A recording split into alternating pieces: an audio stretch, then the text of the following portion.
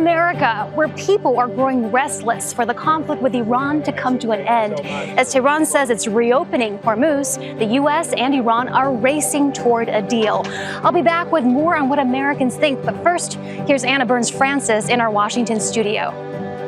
Thanks, Heidi. Iran and America are still at war, but with just a few days left until the ceasefire expires, what or who will decide whether hostilities resume? Joining us in a moment, Chief US Correspondent Alan Fisher is at the White House and Manny Rapallo is at the State Department today. Right from the start, US President Donald Trump has been overwhelmingly optimistic about America's success, declaring the war over, nearly over, or won more than 12 times so far. I don't want to be a wise guy. I don't want to speak too soon, but we do very well. You notice that we're doing very well. And I will say the war in Iran is going along swimmingly. I said, we were in there for 2 months. And you know what? We're going to have victory very shortly. And against a very tough, smart country. These people were fighters. But those fighters have put up a bit more of a fight than many in the administration appear to have expected. Blocking the Strait of Hormuz immediately extended the conflict and the chance of a peace deal. And Iran's made it very clear it's not going to have its arm twisted. If the American side proposes a package and expects Iran to accept it in full, they know that this is not viable. It's also completely at odds with the logic behind negotiations.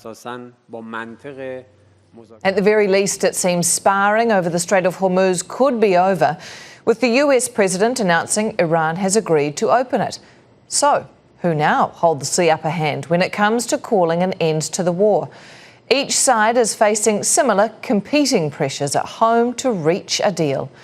President Trump needs to shift public opinion on the unpopular war ahead of November's midterm elections. He needs to avoid Republicans losing control of both the House and Senate. The rising cost of living is also a major issue for voters. Trump promised to bring down fuel and grocery prices, but the war has forced both of those to go up. And the mounting cost can't be counted in just dollars. US soldiers have already been killed or wounded, and that number could rise if the war resumes.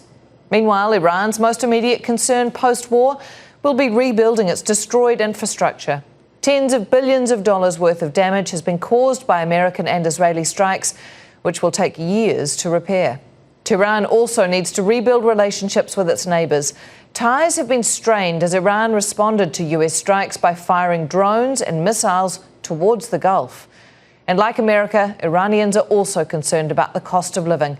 There were months of protest before the war, and a deal with the US could lift and revitalise its economy. For more on this, we're joined now by Manny Rapallo at the State Department and Alan Fisher at the White House. Alan, we'll come to you first. What's really influencing Donald Trump to get a deal done? Well, a number of things can be true at the same time. One of them is the fact that he would like to see Iran have no nuclear weapons. He's talked about it since 2016. He's campaigned about it during his 3 presidential election campaigns. He believes that that is the bottom line for him, that there is no nuclear program in Iran. He also wants to make sure that they can't fund proxies that have attacked their neighbours and also the United States over many, many years. He wants to make sure that the administration in Tehran doesn't think that that is one of their prime concerns.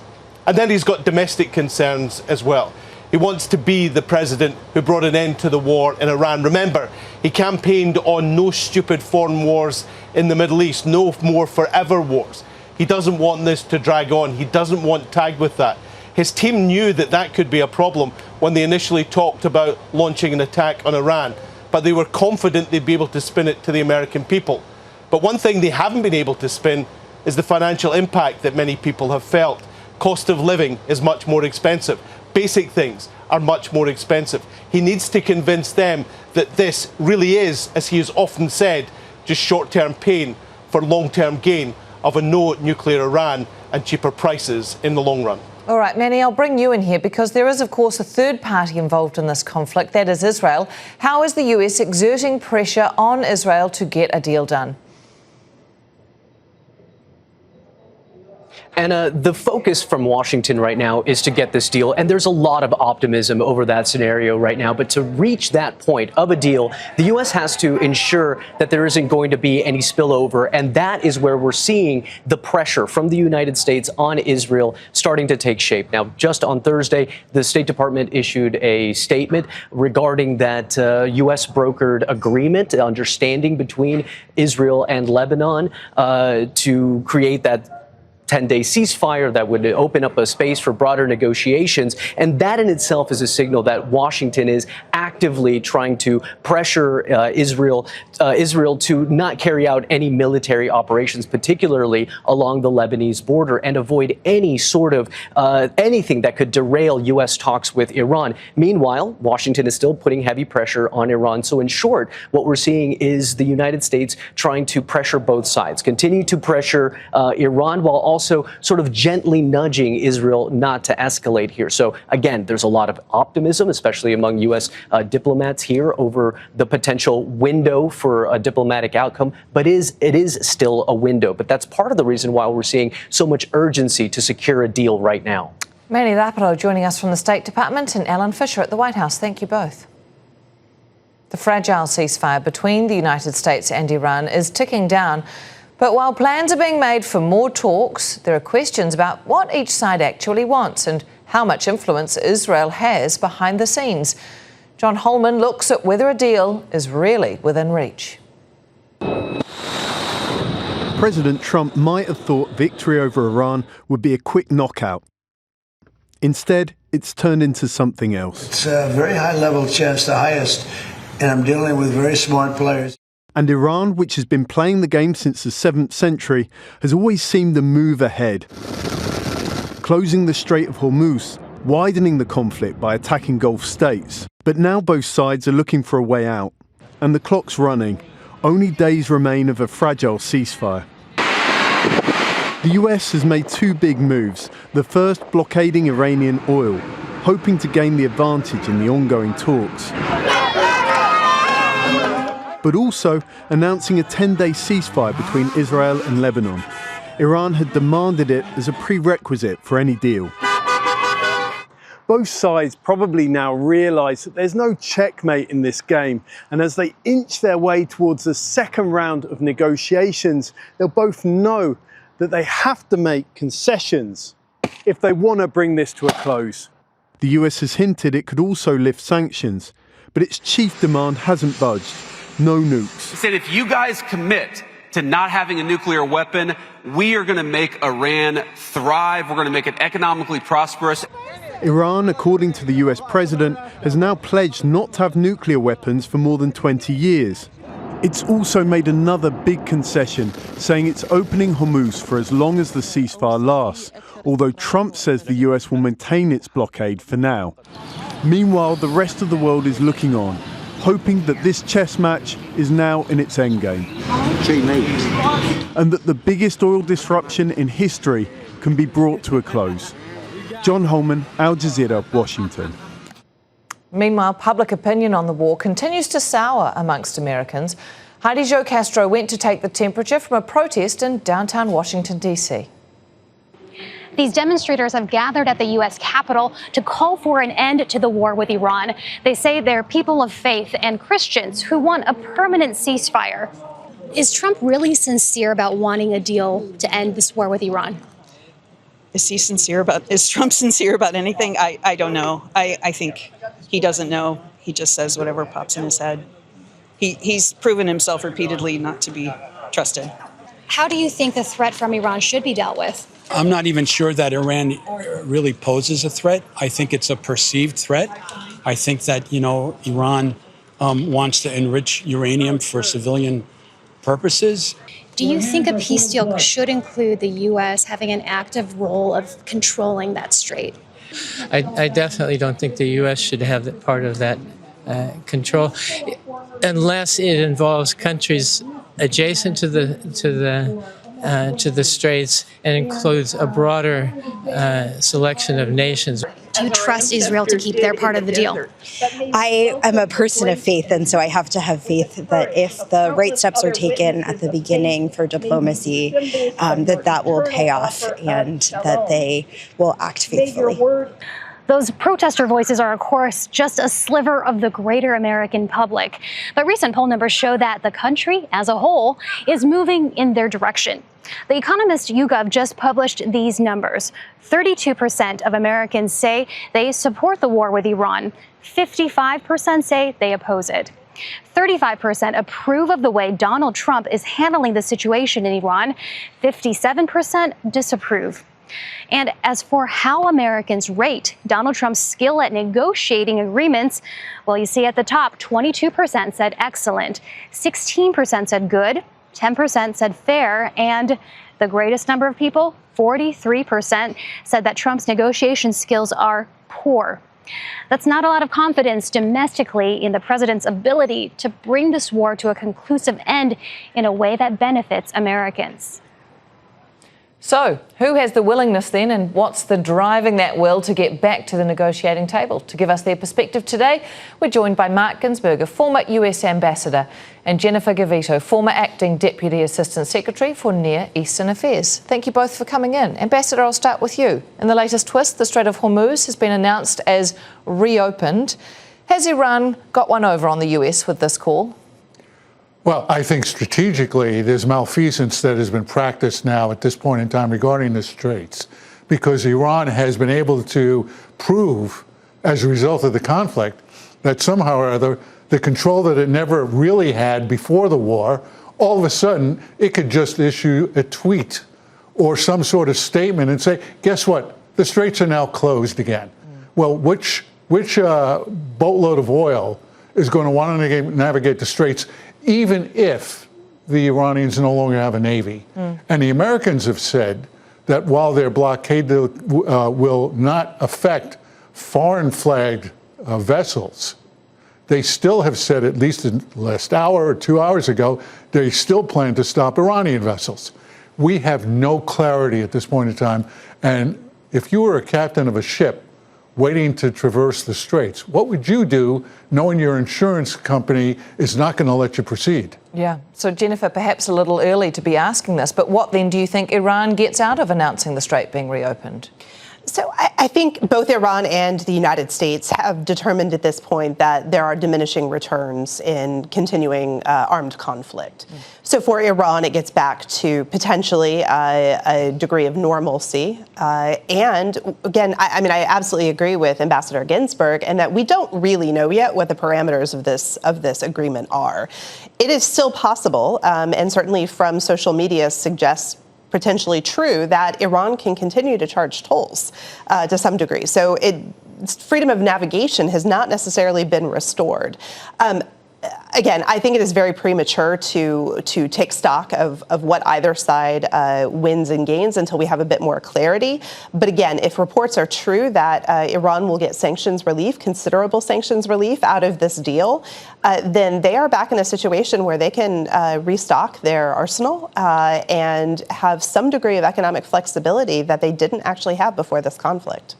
Ambassador, Jennifer's alluded perhaps there to what the motivation might have been. But when I first saw this news, I thought, oh, wouldn't you save that for the negotiating table? And so I'm wondering what you think the motivation was for Iran in announcing it before we even know of any hard talks taking place.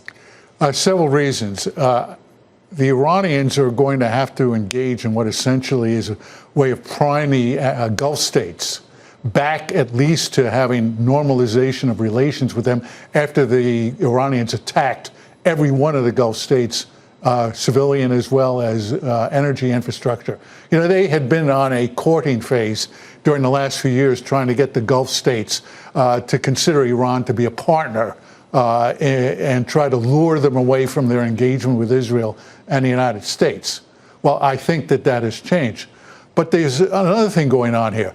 I moderated a panel on Iran in the Senate yesterday, and one of the issues that came out, and it was clear, is that the IRGC has taken virtually total control of what remains of the Iranian government. And they need the oil revenue in order to maintain some semblance of internal control. And that the fact that that oil revenue has been stopped as a result of this blockade is far more significant to them than a resumption of the bombing. I mean, Iran has always relied on oil for, 80% of its export income anyway, so it would be relevant to them no matter who was in charge. Why then do you feel, or what do you know then about what difference that makes, the fact that the IRGC is now in charge of the leadership for where it will take talks?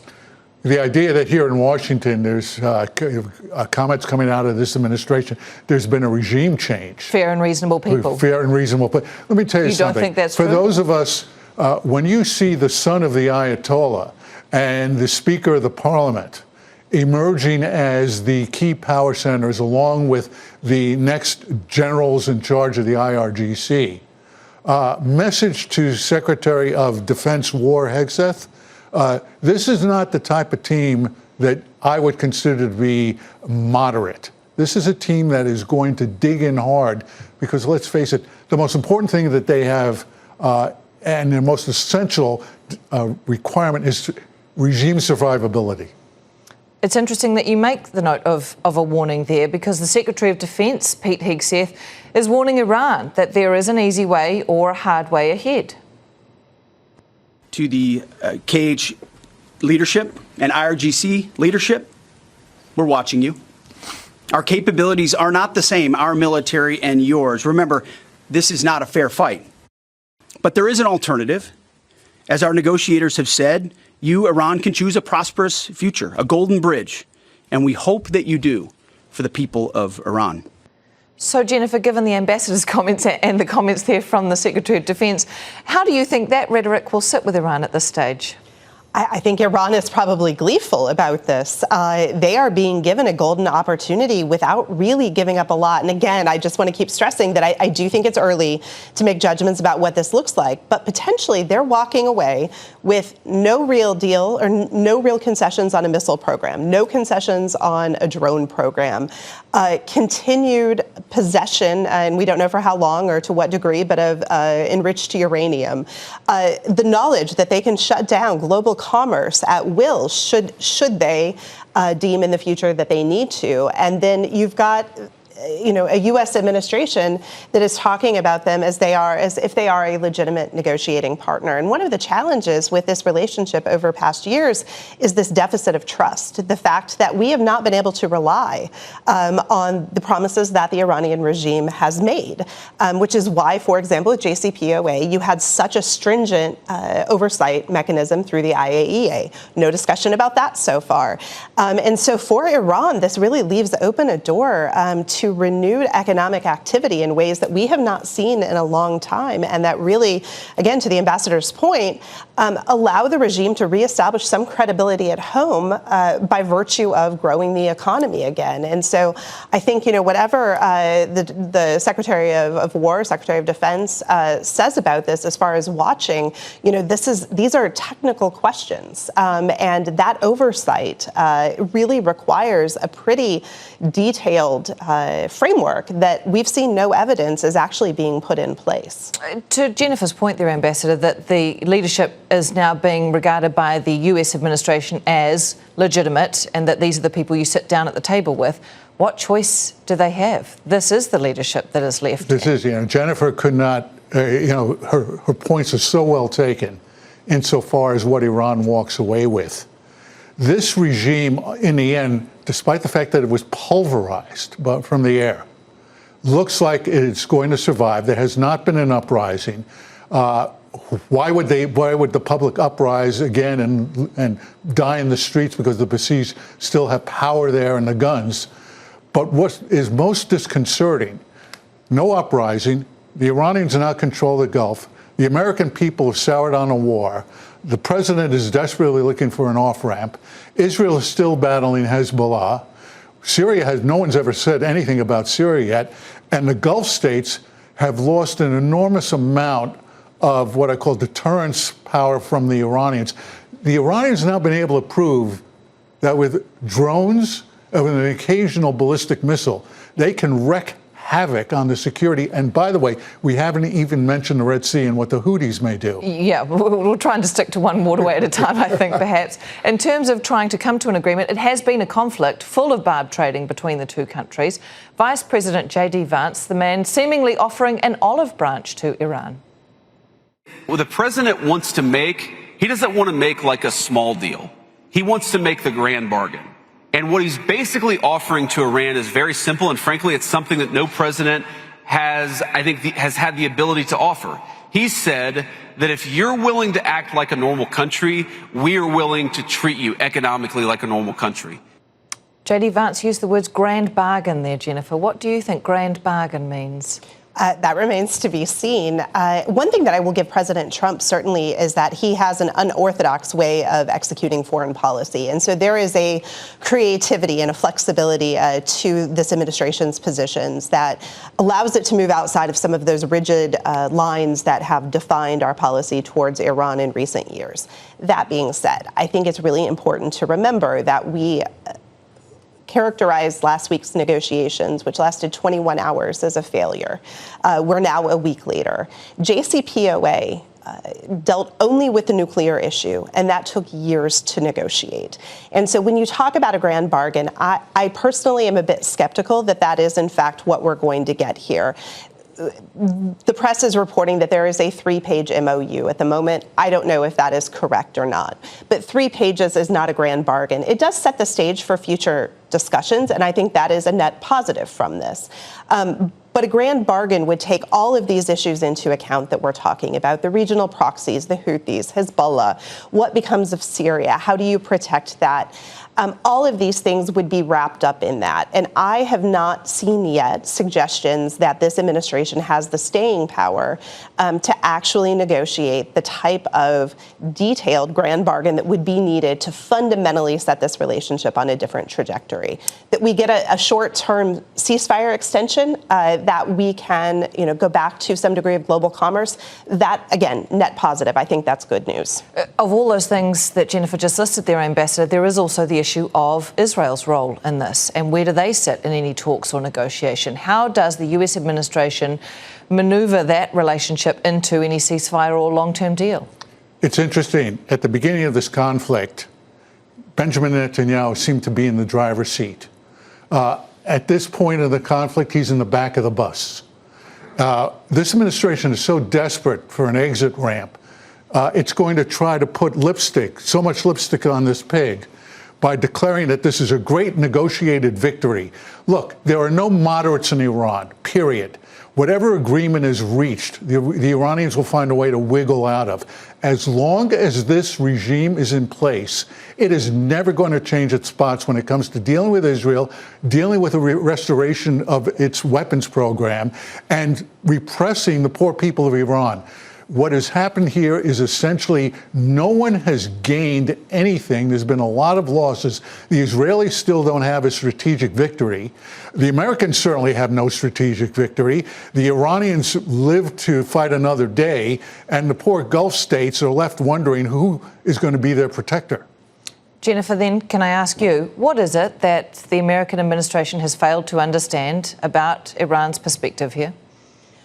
I think from moment number one, it underestimated what Iran would define as success. And for Iran, simply surviving this conflict is a strategic win. That's all they had to do. And they have not only done that, but they have deployed the Strait of Hormuz as a weapon in a way that they had never done before. And so I think this administration continues to, again, underestimate, misunderstand. I mean, even the approach to negotiations last week, the points, the 10 points, the 14, 15 points that were talked about were the types of maximalist positions that you would offer to an adversary that you believe had been defeated. Iran did not believe itself to be defeated. It believes itself to be coming out of this conflict in a strategically better position than when it started. And so the negotiations have to reflect that if you're going to get to, this grand bargain that Vice President Vance is talking about. And again, to be clear, that would be a positive for everybody if you could achieve it. But you've got to be realistic. And I couldn't agree more. There are no moderates here. If anything, the elimination of the top tier of leadership in the beginning days of this conflict gave way to a harder line regime than what you previously had. And so whatever is agreed to, whatever is stated in social media in the days ahead, I think you have to keep in mind that this regime is being run by the IRGC, which fundamentally remains committed to the destruction of the United States and to Israel, of the elimination of U.S. troops from the Middle East. These positions have not changed. Commitment to the projection of power through the proxies, none of that has changed. And so, we're yet to see how it may change as well over the coming days. Absolutely, Yeah. but I am quite skeptical. Yeah, fair enough. Thank you so much, both of you, for coming in. Jennifer Gavito and Mark Gisberg, appreciate it. Pleasure. Well, online there's been a battle over how and when the war with Iran will officially be over. The conversation heating up as the end of the ceasefire looms. Alex Baird has this breakdown. The race for a deal. The host of the DC-based Iran podcast saying both sides want out. For Trump, global energy prices and slumping approval ratings are taking their toll. The president needs a decisive win. While in Tehran, leaders are looking for a durable end, but also relief from crippling financial sanctions. Now, on top of that, war damage. For the president, his chickens are finally coming home to roost. They're willing to do things today that they weren't willing to do 2 months ago. The White House painting the rosiest of pictures. The stock market is good. Oil prices are already coming down and a deal is nearly here. Trump apparently telling the Dutch king and queen this week he wants the war done, he wants it done quickly, and so the pressure has been turned up to the max. A lot of the narrative here is that Iran is terrified of a looming economic catastrophe if sanctions aren't pulled back. And with reports American troops are still streaming into the Gulf, the White House wants videos like these to be front of the Iranian mind. But if you step out of that echo chamber, the other side is framing this all as a desperate Trump looking for a way out because he's losing. Iran exposing US superpower as a Hollywood illusion. Former White House comms director under Trump, Anthony Scaramucci, saying Trump's increasingly unhinged posts digs at the Pope. Christ-like images show what's happening inside his mind. Those sorts of tweets and that outlandishness, when it tips over into where he is now, that's where I think you're seeing the pressure come out of him. Many wondering now if that pressure will finally lead to that deal. That's all from the team here in Washington, D.C. We'll hand back now to Al Jazeera's global headquarters in Doha. Thanks for joining us.